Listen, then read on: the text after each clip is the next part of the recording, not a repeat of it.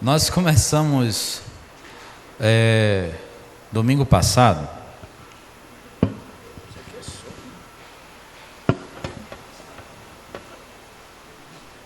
uma série de mensagens nas cartas do Apocalipse, nas cartas de Paulo, às 7 igrejas da Ásia Menor. A gente chama das 7 igrejas do Apocalipse, né? Mas nós não vamos seguir uma sequência. Começa lá em Éfeso, certo? E encerra lá em Laodiceia. Encerra lá em Laodiceia, no capítulo 3. Eu estou separando, tá certo? As cartas que mais ou menos têm um teor, algo relacionado a elas. Tem uma que eu vou pregar de forma isolada, tá bom? E hoje nós vamos pregar na terceira carta do Senhor Jesus Cristo do Apocalipse, que é Pérgamo. Desde já eu quero convidar você a abrir a palavra do Senhor no livro de Apocalipse, capítulo 2, tá bom? Abra lá, Apocalipse, capítulo 2, e vamos aí do versículo 12 ao versículo 17. Espero que Deus ministre ao seu coração. Eu creio que Deus tem algo a falar às nossas vidas.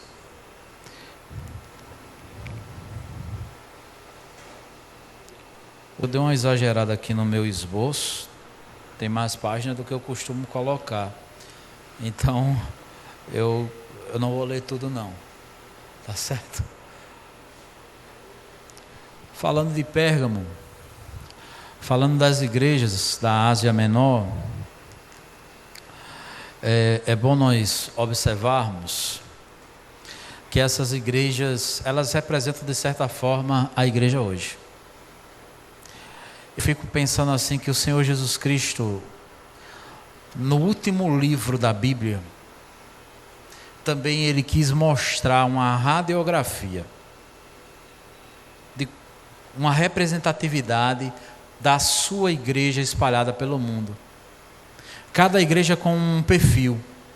Então nós temos aqui 7 igrejas em 7 cidades da província da Ásia Menor, que hoje é a Turquia. A primeira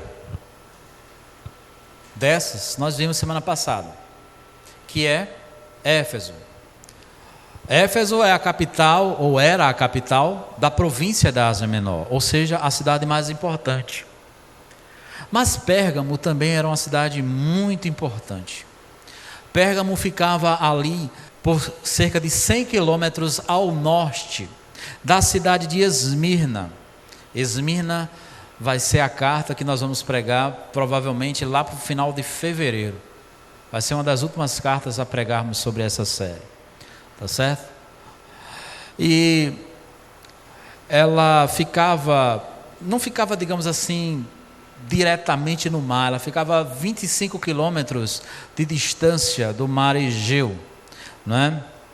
E o seu nome tem a ver com uma espécie de pergaminho, porque na antiguidade aquela cidade ela sofreu uma certa perseguição, de que eles não poderiam usar, digamos assim, o papiro em si, não é? O papiro para fazer as suas cópias, e então eles usavam couro para fazer os seus manuscritos. Aquela cidade, ela, pode-se dizer assim, se aprofundou tanto na questão intelectual, a cidade de Pérgamo, que ela construiu uma biblioteca que veio a possuir mais ou menos 200 mil rolos, e transformou essa cidade, num centro de estudos, onde os conhecimentos eram reunidos ali nessa biblioteca, com mais de 200 mil, não estou falando 200 rolos não, 200 mil rolos. Então tinha, digamos, matéria naquela cidade para tudo que é gosto, certo? E ali era aplicado e difundido. Essa cidade era uma cidade que, de certa forma, ela era uma cidade que era alta, ela ficava a 330 metros do nível do mar, né? E ela, de certa forma, servia de fortaleza.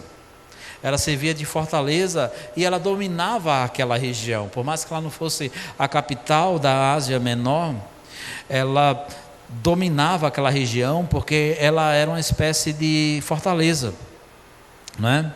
E aquela cidade, ela era um centro religioso. Pérgamo era um centro religioso e lá se cultuava basicamente a 3 divindades. Se a gente fala que em Éfeso se cultuava a Diana, podemos afirmar que lá em Pérgamo cultuava-se, tinha um templo, um altar para Zeus, um para Atenas e outro para Esculápio, certo? Então era uma cidade muito, muito pagã, muito idólatra também, certo? E esses deuses, digamos assim, eles tinham, principalmente Zeus e o Esculapto, eles tinham a expressão que usava para traduzir os seus nomes, ou um codinome deles, é a expressão que nós entendemos como Salvador. Essas pessoas entendiam que essas divindades, elas não eram simplesmente uma divindade assim, eles eram Salvador. E aí nós já começamos a observar uma dificuldade, porque para o cristão o único Salvador é o Senhor Jesus Cristo, tá certo? Mas essas pessoas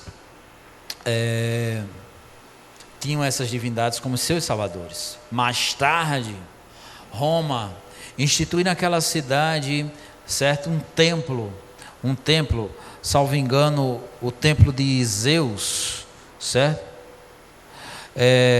O templo de Zeus, ele os templos, passam a ser dedicados aos imperadores romanos, a Augusto César, a Trajano, ali já no 2º século da era cristã, ali em 129 depois de Cristo. Então ali tinha templos onde as pessoas, os cidadãos daquela cidade, elas eram obrigadas, e é nesse sentido que eu quero que você atente. Aquela cidade era uma cidade onde as pessoas iam ao templo cultuar o imperador romano. E os cristãos, eles não aceitavam isso, certo? Eles não se misturavam. E por eles não aceitarem isso, por se recusarem a fazer qualquer concessão, os cristãos, eles eram zombados pelos romanos, que os chamavam de cristiani, né, uma expressão do latim, e pelos judeus, os judeus de forma pejorativa os chamavam de nazarenos. Hoje nós, né, cantamos Galileu, que é a região onde estava Jesus Nazareno, né? Se você fosse cantar Galileu, alguma coisa do tipo Nazareno, naquela época os judeus usavam essa expressão como uma forma de ridicularizar os crentes, diminuir os crentes, né? Então os cristãos naquelas cidades, eles eram ridicularizados tanto pelos judeus quanto pelos romanos, né? Essa cidade passou por uma grande perseguição, conforme nós vamos ver agora. Nós vamos ver agora mesmo. Pois esses crentes, eles enfrentavam diariamente a pressão de uma sociedade pagã. Caso esses irmãos de Pérgamo se recusassem a aceitar um convite para participar de uma festa em honra a uma deidade, a uma divindade pagã, eles não eram apenas isolados, mas perdiam também o emprego ou seu comércio. As pessoas os chamavam de párias incapazes. Você sabe, né? Pária é uma pessoa ridicularizada. As pessoas daquela cidade chamavam os cristãos de ridículos, de párias, que eram incapazes de viver na terra deles. No entanto, para os crentes fiéis não há ninguém maior do que o seu Senhor, nenhuma lei humana que seja superior à lei de Deus, nenhum ensinamento que possa substituir o Evangelho. E eu quero te convidar hoje a meditarmos sobre fidelidade ao Senhor até o fim. Essa é a temática da nossa mensagem nessa noite, e quero te convidar a abrir a palavra de Deus no livro de Apocalipse, capítulo 2, do versículo 12 ao versículo 17, onde meditaremos sobre fidelidade ao Senhor até o fim. Apocalipse 2, do 12 ao 17. Ao anjo da igreja em Pérgamo, escreva: estas coisas diz aquele que tem a espada afiada de 2 gumes. Conheço o lugar onde você mora, que é o lugar onde está o trono de Satanás. Sei que você conserva o meu nome e não negou a fé que tem em mim, mesmo nos dias de Antipas, minha testemunha, meu fiel, que foi morto na cidade de vocês, aí onde Satanás habita. Tenho, porém, contra você algumas coisas. Estão aí em seu meio os que sustentam a doutrina de Balaão, o qual ensinava Balaque a armar ciladas diante dos filhos de Israel, para que comessem coisas sacrificadas aos ídolos e praticassem a prostituição. Além disso, estão também aí em seu meio os que seguem a doutrina dos nicolaítas. Portanto, arrependa-se, senão irei até aí sem demora e lutarei contra eles com a espada da minha boca. Quem tem ouvidos, ouça o que o Espírito diz às igrejas. Ao vencedor darei do maná escondido. Também lhe darei uma pedrinha branca, e sobre essa pedrinha um novo nome escrito, o qual ninguém conhece, exceto aquele que o recebe.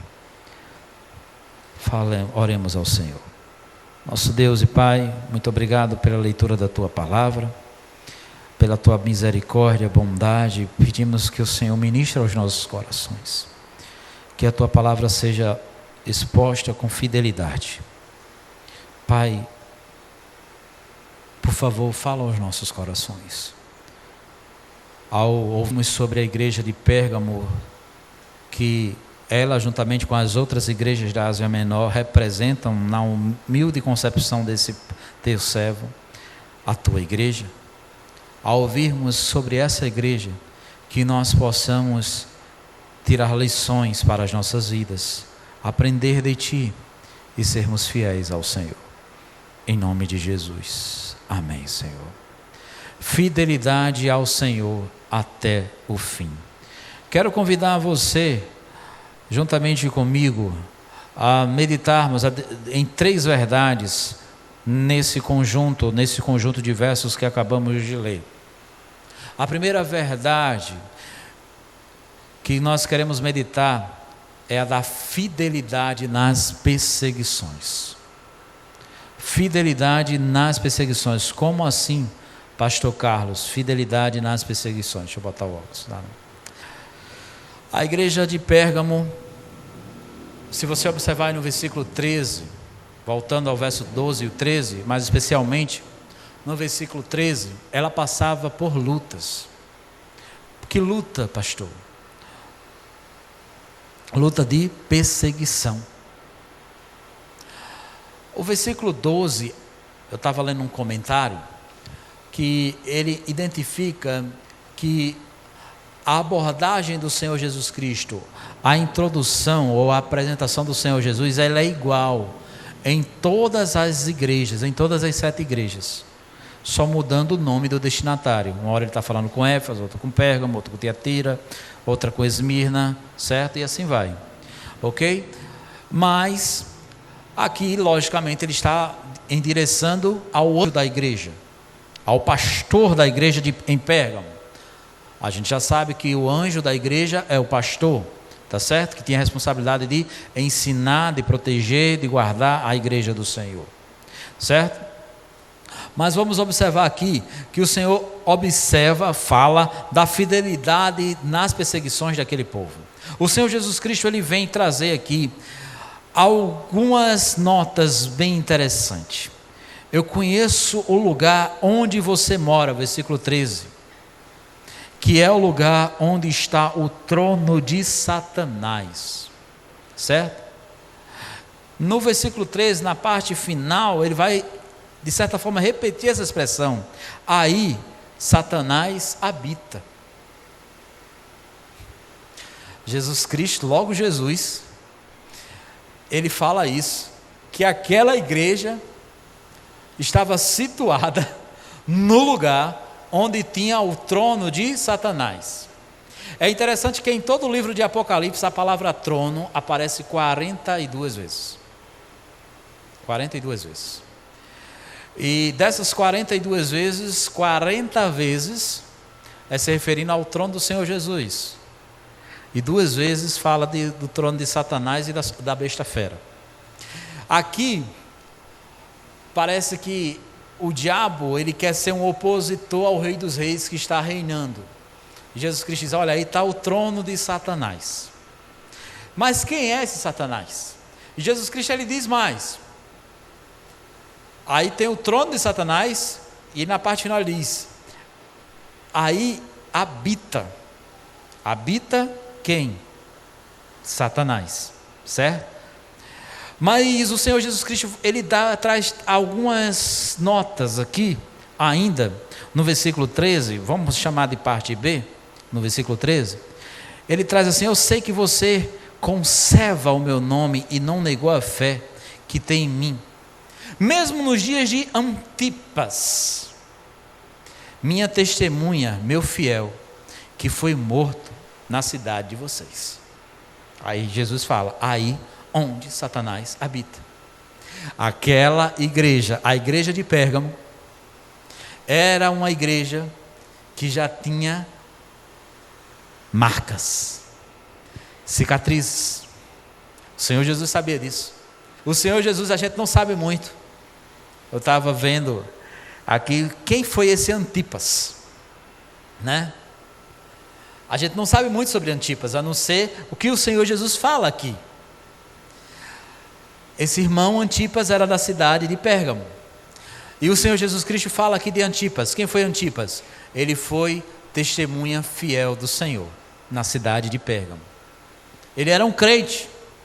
Observe que Jesus está falando primeiramente para o pastor da igreja. Versículo 12, ao anjo da igreja escreve: eu sei das provações que vocês têm passado, porque vocês estão aí onde está localizado o trono de Satanás. Eu sei das perseguições que vocês têm passado. Eu sei o que aconteceu com Antipas, minha testemunha fiel. Eu sei que essa testemunha fiel, Antipas, ele foi tão fiel, ele não negou a fé e ele morreu. Ele morreu por não negar o meu nome. E você, pastor da igreja de Pérgamo, vocês também, irmãos da igreja de Pérgamo, vocês têm conservado, Jesus está dizendo isso no versículo 13, vocês têm conservado o meu nome nessa cidade, que infelizmente é conhecida por ter o trono de Satanás, por ser uma cidade pagã, politeísta, onde tem vários altares, algumas divindades pagãs do mundo grego, ou greco-romano. Eu sei que aí o povo está adorando a Zeus, a Atenas e o outro lá que eu esqueci o nome, certo? Mas quem é esse trono de Satanás? O que Jesus quis dizer, não é? O que o Senhor Jesus quis dizer com isso?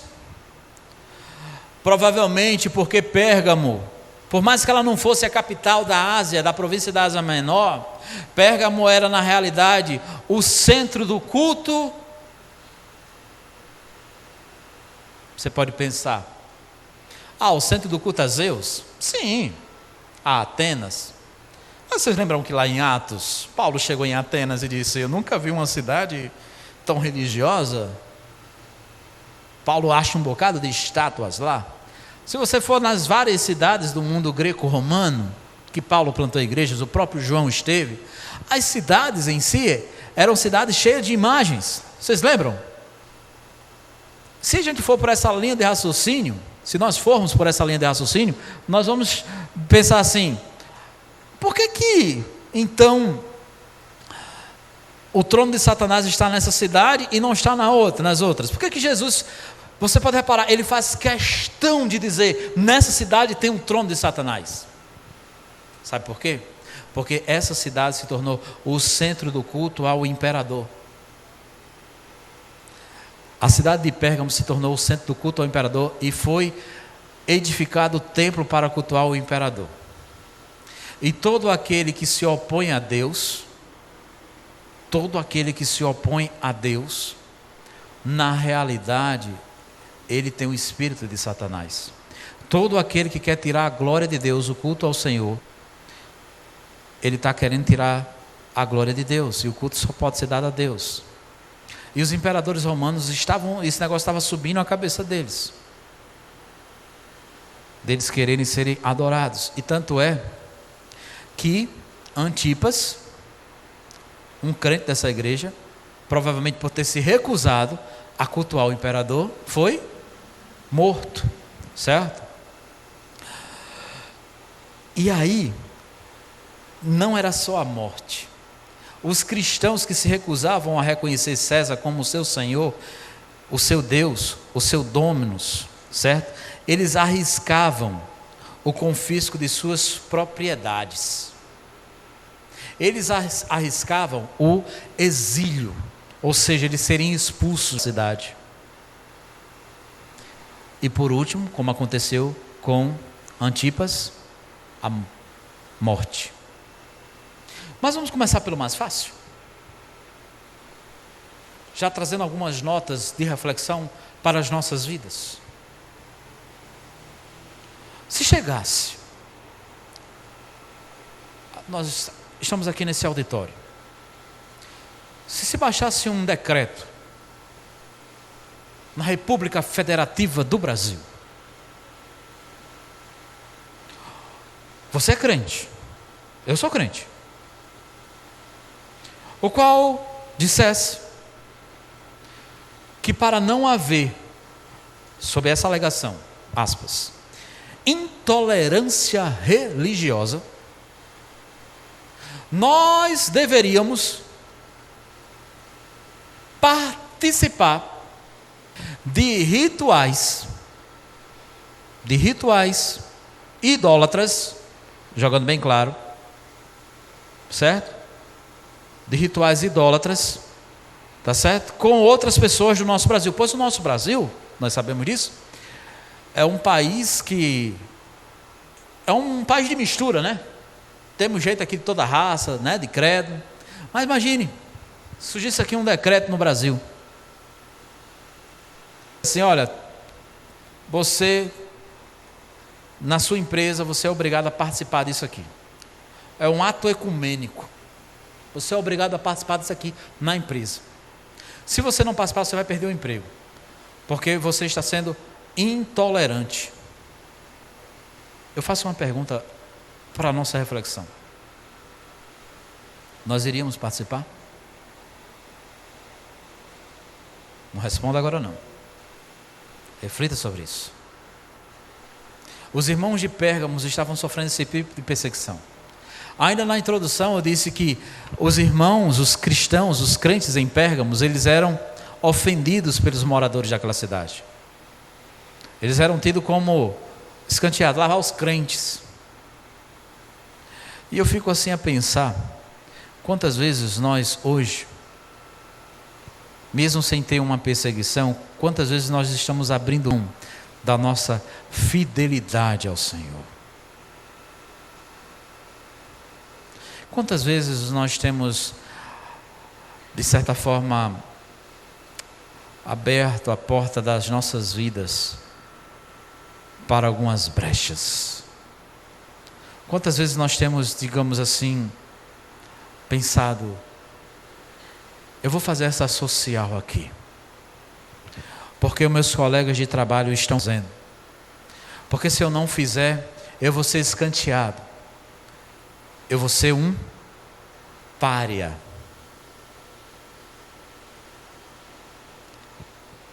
Certa vez, eu lembro que eu ouvi o jornalista Alexandre Garcia, ele ainda trabalhava na Rede Globo de televisão, no Bom Dia Brasil. Isso já tem mais de 15 anos. Ele fazendo um comentário da seguinte forma. Alexandre Garcia é católico, tá? Mas aí ele fez um comentário da seguinte forma: vai chegar um dia em que aqui no Brasil você ser heterossexual, para você ser heterossexual você vai ter que se justificar. Aquele homem parece que é um profeta. Ele fez esse comentário na Rede Globo de televisão há cerca de 15 anos atrás. Vai chegar um dia que a gente vai ter que pedir desculpa por ser heterossexual. Tem empresas que você pode ir trabalhar de qualquer jeito. Você pode ir de bermuda, você pode ir com o cabelo pintado, você pode ir com um pince na orelha, na língua, você pode ir todo maloqueiro. Pode até ir maconhado, meu irmão, porque até o STF permitiu. Pode fumar maconha, que a brasileira está liberando.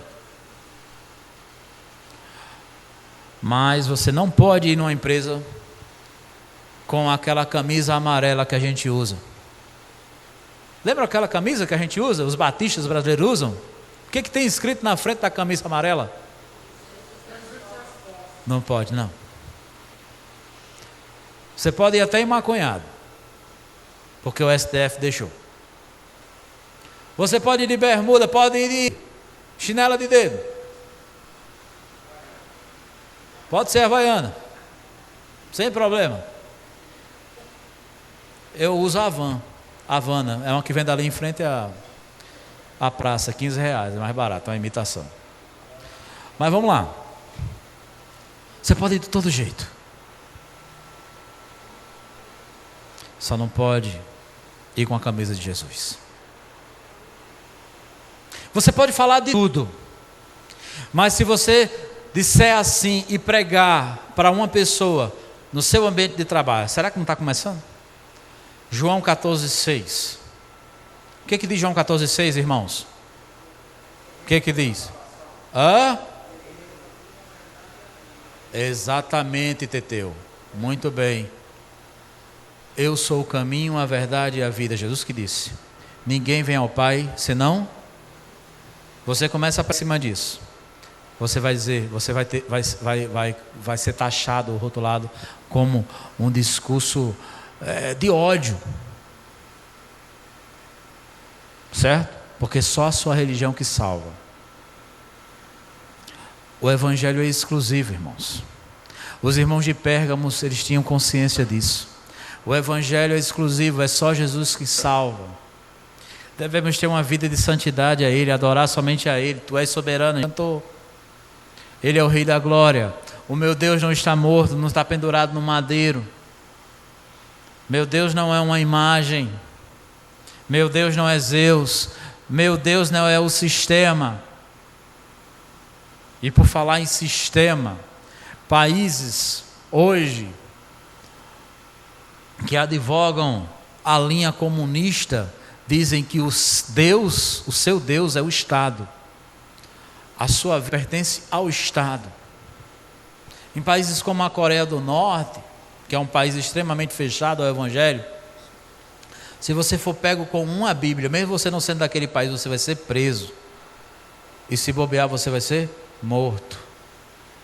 Os irmãos de Pérgamos tinham consciência disso. E Jesus Cristo aparece para aqueles irmãos e diz: eu sei. Eu estou observando essa luta. Eu sei da fidelidade de vocês em meio a essas perseguições. Mas eu encerro essa primeira verdade aqui com essa pergunta: até que ponto nós estamos dispostos a não abrir mão, das nossas convicções? Crente não faz concessão. Uma vez uma colega de adolescência que foi criada comigo na igreja, num grupo de adolescentes que cresceram em igreja, ela veio dizer assim, que a Bíblia, a palavra de Deus, tem que se submeter, eu quis dizer aquilo, às políticas públicas. Eu digo, peraí, a palavra de Deus nunca vai se submeter a política pública nenhuma. A palavra de Deus está acima de qualquer política pública, porque ela é a palavra do Senhor Deus. O que rege a vida do crente não é a política pública de um país em um momento. O que rege a vida do crente é a palavra de Deus. Ponto. E é isso, ou é para isso que eu quero alertar todos nós, irmãos. Sermos fiéis ao Senhor. Hoje nós estamos de boa. Mas eu já falei aqui na igreja que a maior igreja cristã, existe um maior percentual de crentes,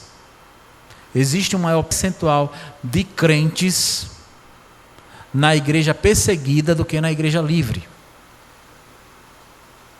E esses irmãos, eles vão dormir, não sabem se acordam.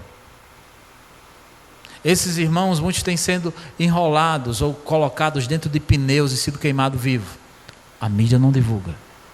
Acontece hoje. Mas falando aqui da nossa vida, estamos dispostos a ser fiéis ao Senhor? Não abrir concessão? A igreja de Pérgamo era fiel no testemunho, no nome do Senhor. Mas a segunda verdade é que essa igreja, ela falhava no ensino. Ela abria concessões na parte doutrinária. Enquanto a primeira igreja que nós vimos na semana passada, a igreja de Éfeso, era uma igreja ali, fiel no ensino, colocou à prova aqueles que se passavam por apóstolos, resistiu à seita dos nicolaítas que se estão dentro da igreja. A igreja de Pérgamo não. Por mais que ela fosse fiel, é interessante, até parece uma contradição, né? Eles eram fiéis no testemunho.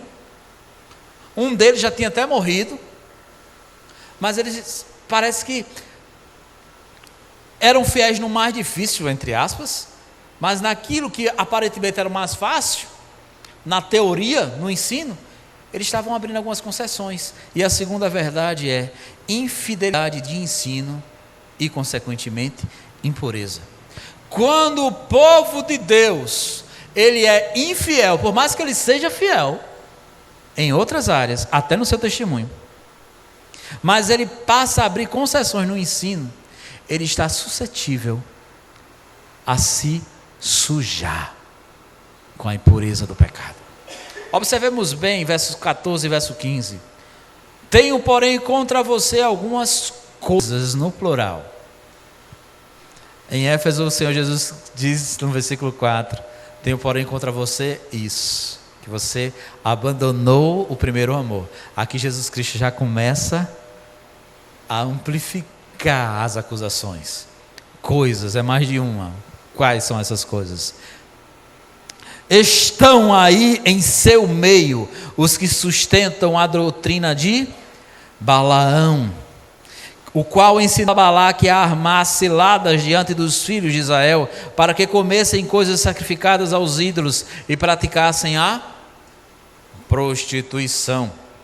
Além disso, fora esses, estão também aí em seu meio os que seguem a doutrina dos nicolaítas. Olha os nicolaítas de novo aí. Quem são os nicolaítas? Era aquela turma, conforme falamos na semana passada, que também queria entrar lá na igreja de Éfeso, mas a turma de Éfeso resistiu. A daqui não. Os nicolaítas era aquela turma que dizia assim: olha, a gente pode fazer o que quiser com o nosso corpo, pode fornicar, pode adulterar, pode se prostituir, porque o que importa é a alma. Gente, vocês já viram uma expressão parecida com essa, mas sendo que com essas palavras assim, querido, não importa o que ele está fazendo, Deus vê o coração. Vocês já viram algo assim? Será que isso aí não tem um dedinho nicolaíta dessa doutrina nicolaíta, não? Fulano está fazendo tudo que não presta, ele vive se prostituindo. As igrejas do Senhor hoje, as igrejas evangélicas brasileiras, estão abrindo as suas portas para algumas situações que estão chegando a ela, né? Os jovens, eles podem ter um namorado quantos quiser, podem viver de maneira amigada, me perdoem a expressão, né? A gente pode abrir para algumas questões homoafetivas. Não, eu vi um chamado no Facebook, foi no Instagram assim: pastor vai para o 4º casamento. Os crentes podem casar e recasar quantas vezes quiser. O que importa é o coração. Deus está vendo é o coração. Será que isso aí não tem um princípio nicolaíta? Os nicolaítas advogavam. Os nicolaítas diziam: pode fazer tudo. E pode até ir para as festas aí idólatras. Não tem problema. Rapaz, eu gostava muito, irmãos, de dançar uma quadrilha junina. Quando eu era boizinho. Sem vergonha, rapaz. Nas escolas, acho que hoje mais parou. Nas escolas de um município aqui de Parnamirim, lá há mais de 30 anos atrás, Vanderlei, toda a época, abril, maio, soltava mais cedo os meninos, ia ter ensaio quadrilha. Não é quadrilha de ladrão não, viu, irmão? A festa junina. E fazia aquele negócio, tinha balaio, lembra dessas coisas? E eu não perdia uma. E aquele negócio me cativou. Eu gostava daquilo, rapaz. Eu gostava. Mas aí com 10 anos de idade eu comecei a ir para a igreja. Jesus trabalhou, Jesus teve muita misericórdia, ainda tem de mim a pessoa. Comecei a ir para a igreja com mãe. Aí aos 12 anos o Espírito Santo me pegou. É agora, filho. Filho de crente não é crentinho. Filho de peixe, peixinho é. Mas filho de crente, crentinho não é. Agora, filho, eu quero te desarmar. Está na hora de você confessar os seus pecados. Estudando sobre Nicodemos, eu recebi Jesus. Sobre a necessidade do novo nascimento. Puf, Jesus me desarmou. Aí, nesse meio tempo, meu pastor era o pastor Márcio, que os irmãos aqui conhecem. Eu cheguei para o pastor Márcio. Aí, pastor Márcio, diga, é o seguinte, eu não vou mais dançar quadrilha, eu sou crente. Mas tem uma quadrilha, um arraial na outra rua de casa. Eu posso ir lá dar uma olhada? Olha, eu posso ir lá dar uma olhada? Aí ele: não tem nenhum problema você dar uma olhada não, você ir lá não, você não vai dançar, né? Só tem um detalhe: se quando você estiver lá, o seu coração querer estar lá dançando novamente. Aí eu digo: covarde. Me pegou aquela palavra. Eu não fui. Entendeu? Eu não fui. Por quê? O meu coração agora pertencia a Jesus. A quadrilha junina, a festa junina, não ia agregar nada em minha vida espiritual, valor. Mesmo sendo um menino por volta dos 12 anos de idade, já teve essa concepção. Queria ver as meninas, me perdoem a expressão, eu sou assim mesmo, ficar juntinho das meninas. Ninguém dança forró igual se dança, sei lá, mas inventa aí uma música aí, um ritmo aí, separadinho, né? A gente dança forró juntinho, né? Não é verdade? Eu queria estar junto, tá? Então eu digo: não vai prestar. E qual é a origem da festa junina? É em homenagem a quem? São Pedro, Santo Antônio, São João, né? Aos santos. É um culto, é uma idolatria. Aí o que eu acho engraçado é que hoje, tudo bem, me converti, passou, isso faz parte do passado. Nem de forró mais eu gosto. Sério mesmo, não gosto. Aí o que acontece? Hoje eu sou velho, assim, né? Aí eu vejo as igrejas hoje fazendo festa junina. As igrejas evangélicas, as igrejas batistas. Não, pastor Carlos, não é festa junina não, é festa da colheita. Miséria, é a mesma coisa. Tem lá o arraialzinho, negocinho para dançar. Não, pastor Carlos, Não é festa, é festa da colheita. Irmão, tu está lá na época de Moisés, lá, que tu ia fazer a festa da colheita lá para agradecer a Deus. Tem alguma coisa? Tu é agricultor? Tu plantou? Tu plantou? Não tem nada a ver aquele contexto com esse aqui. É uma aberração. A gente tenta inventar desculpas para trazer o paganismo para dentro da igreja do Senhor. Essas coisas não me entram na cabeça, irmãos.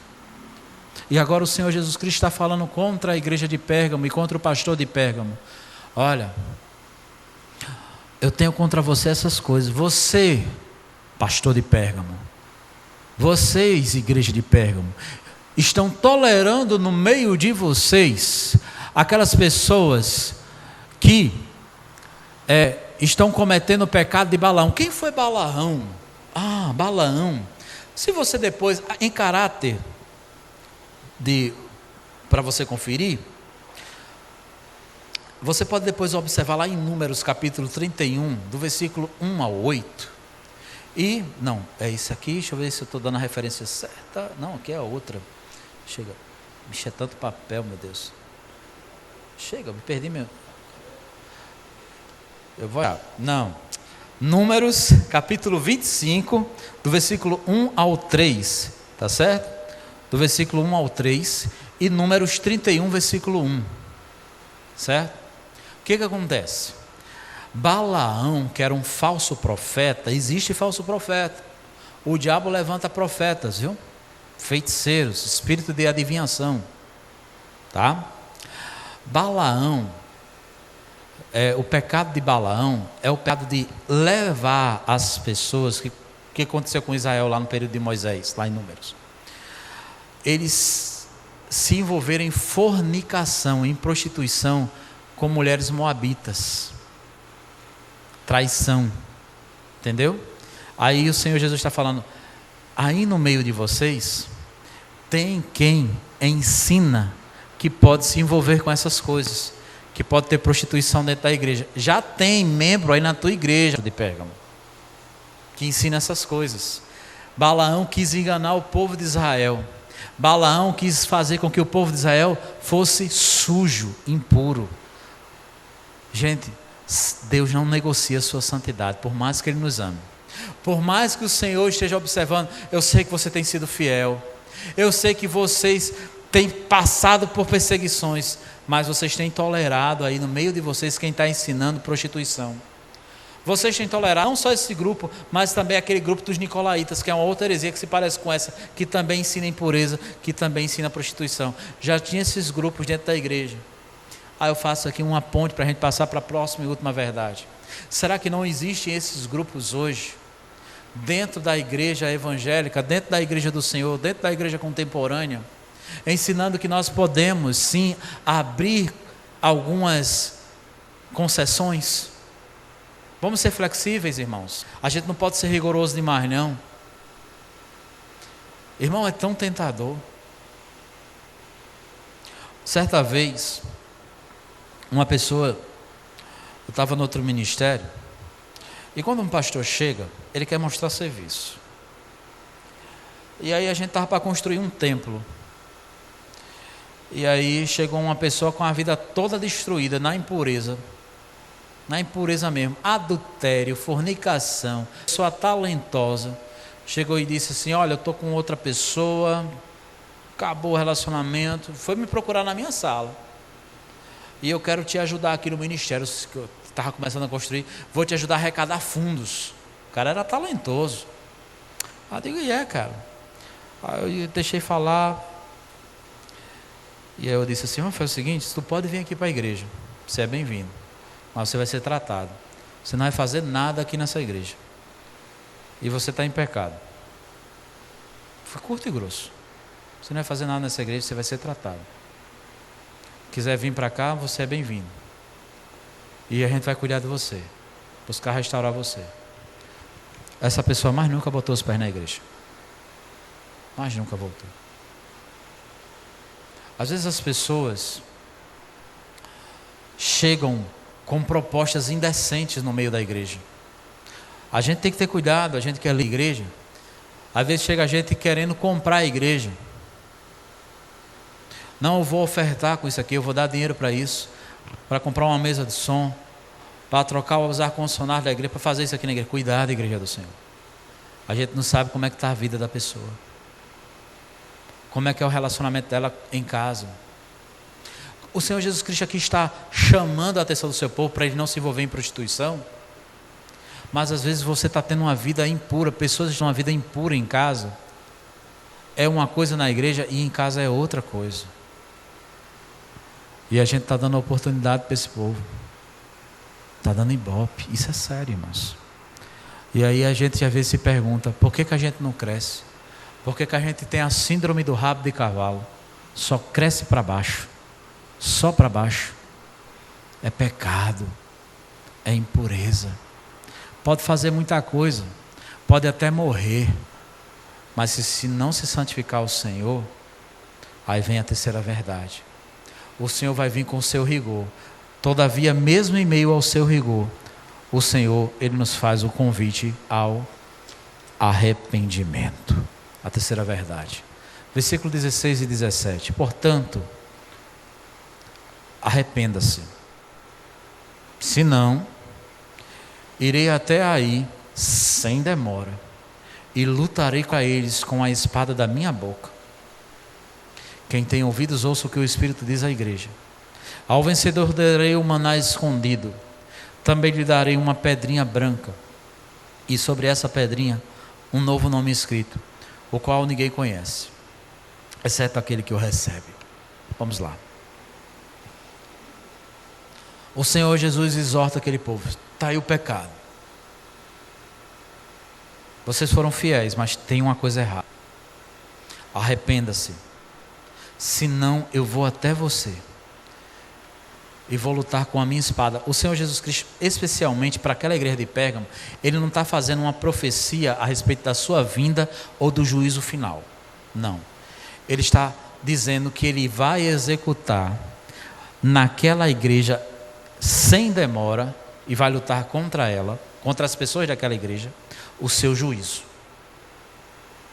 Irmãos amados, o Senhor nos convida ao arrependimento. Mas se nós, em nosso meio como igreja, queremos alimentar a prática pecaminosa, o Senhor vem contra nós. O apóstolo Paulo fala em Romanos, eu já disse isso aqui. Se Deus é por nós, e se Deus for contra nós, quem será por nós?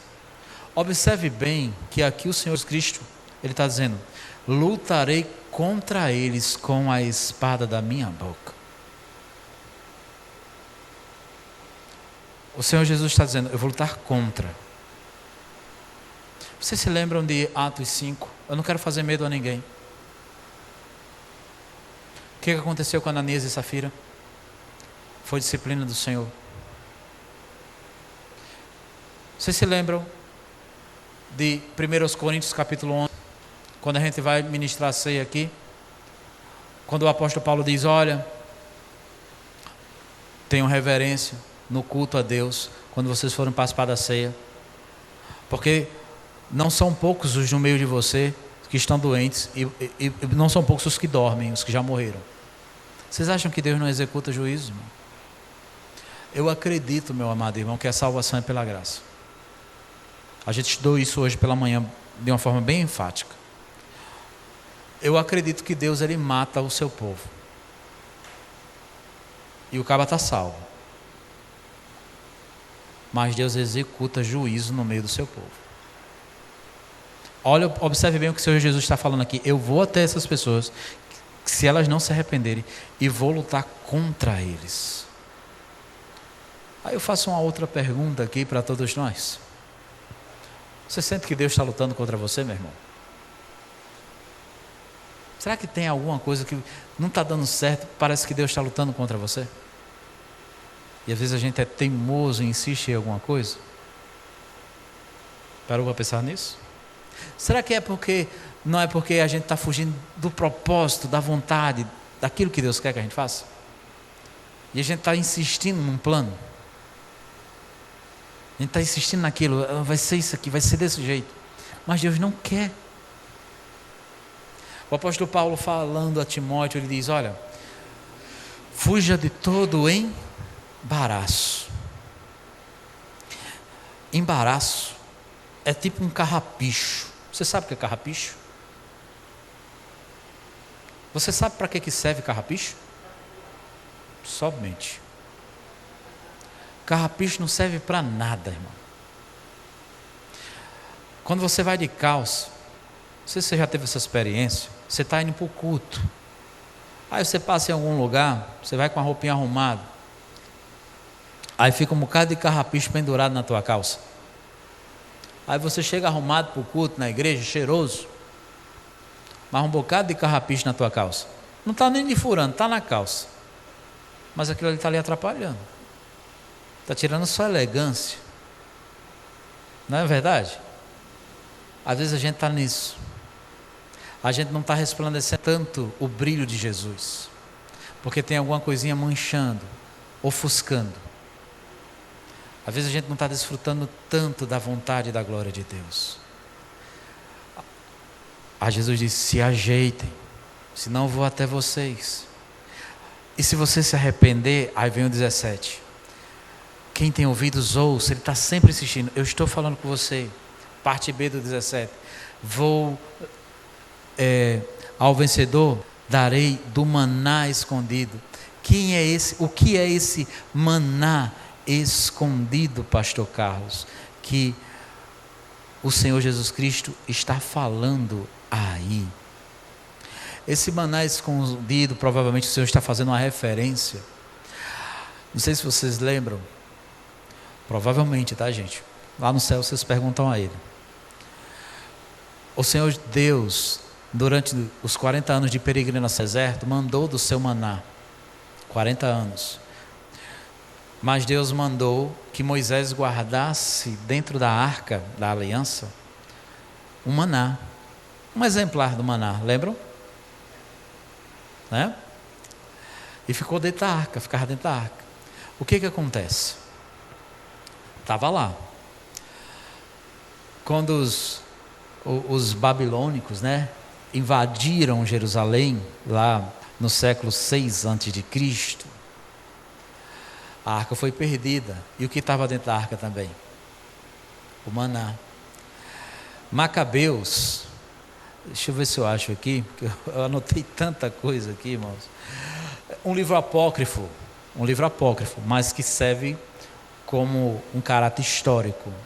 O livro de 2 Macabeus, do capítulo 2, do versículo 4 ao 7, ele diz que quando o templo de Salomão foi destruído, o profeta Jeremias escondeu o tabernáculo com a arca e o altar de incenso numa caverna do Monte Nebo e selou sua entrada, né? Os judeus, eles esperavam a vinda da era messiânica quando comeriam desse maná escondido. Então há uma crença nesse livro histórico, tá? Um livro histórico, não um livro inspirado, tá, ok? Que Jeremias escondeu esse maná quando o templo foi destruído.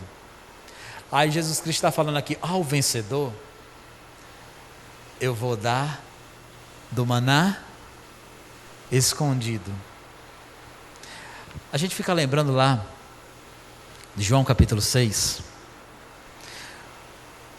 quando o Senhor Jesus conversa com o povo, diz: olha, os vossos pais comeram do maná do deserto. E o que aconteceu com eles? Morreram. Aí Jesus continua dizendo para eles: eu sou o pão vivo de Deus, que desceu do céu e dá a sua vida pelo mundo. Agora Jesus está dizendo para a igreja de Pérgamo: eu vou dar do meu maná que está escondido. Vocês estão esperando aquele maná lá? Não serve de nada. Mas ao vencedor eu vou dar a vida eterna, que sou eu mesmo. Isso é espetacular. Não tem imperador romano, não tem nada nesse mundo que possa proporcionar tamanha realeza, algo tão digno e lindo. Existem várias teorias sobre o que seria essa pedra branca. Eu anotei aqui 2 teorias, porque o Senhor Jesus Cristo, ele fala assim, que ele vai dar desse maná, tá certo? E ele também, eu anotei tanta coisa aqui, irmãos, que eu estou perdidinho aqui, mais do que cego no meio de tiroteio, tá? Ele coloca aqui também, que vai dar uma pedra branca, e sobre essa pedra está escrito um nome novo, qual ninguém conhece, exceto aquele que recebe. Algumas teorias sobre o que seria essa pedra branca. Vamos lá. Uma teoria era que o peitoral do sumo sacerdote tinha 12 pedras, e cada uma das pedras tinha um nome de uma das tribos escrito nela, né? Êxodo 28, 21. Do mesmo modo, uma pedra branca com o nome de cada crente individual escrito nela se encontra sempre na presença de Deus. A gente lembra que o sumo sacerdote representava o povo diante de Deus, e que o sumo sacerdote ele tinha 12 pedras, e nessas 12 pedras estava escrito ali o nome de cada uma das 12 tribos de Israel. Aqui há a teoria de que agora você vai ganhar essa pedra branca, que vai estar escrito um novo nome para você diante de Deus. A outra teoria: a pedra branca pode ser uma pedra preciosa, translúcida, como um diamante com o nome de Cristo escrito nele. O nome de Cristo está inscrito na testa dos santos. Você pode ver isso em próprio Apocalipse 3, versículo 12, que o nome de Cristo está escrito na testa dos santos. Apocalipse 14, versículo 1. Apocalipse 22, versículo 4. Essas 2 são as teorias mais aceitas do que seria essa pedra branca. Na realidade, simplesmente o Senhor vai te dar um nome, e Ele te conhece por esse novo nome. Você é conhecido por Deus. Eu sei que é algo muito técnico. Apocalipse é bem técnico mesmo. Mas nós podemos tirar uma aplicação. Só separei uma aplicação para não cansar vocês. Falando aqui de fidelidade ao Senhor até o fim.